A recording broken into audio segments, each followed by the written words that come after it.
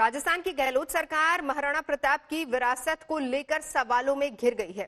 10वीं की किताब से महाराणा प्रताप के जीवन और जुझारूपन के किस्से कम कर दिए गए हैं और इसे लेकर राणा के वंशज और इतिहासकार दोनों ही सरकार पर हमलावर हैं।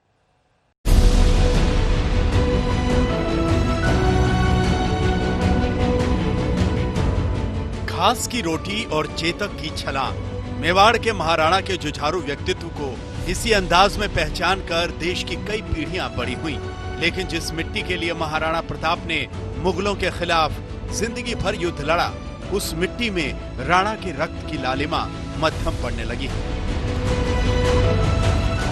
राजस्थान बोर्ड के 10वीं की सामाजिक विज्ञान की किताब में महाराणा प्रताप और उनके घोड़े चेतक वाले अध्याय में काट छांट कर दी गई।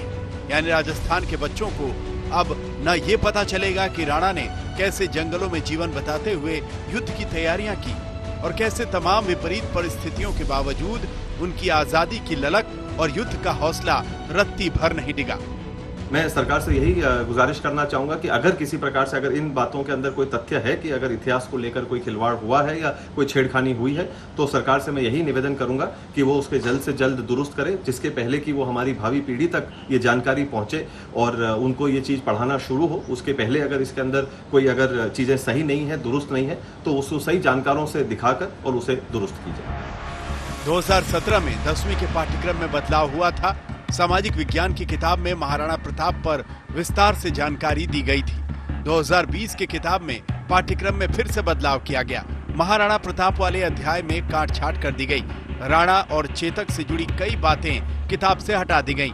बदलाव से पहले लेखक की राय भी नहीं ली गई।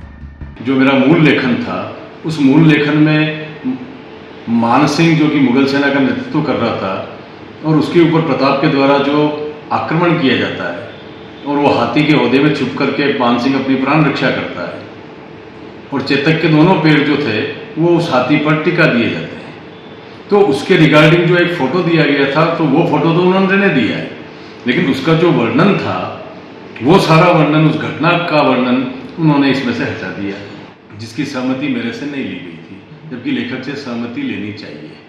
ये एक बड़ा नैतिक पक्ष भी है, कानून पक्ष तो है ही है, लेकिन नैतिक पक्ष भी है।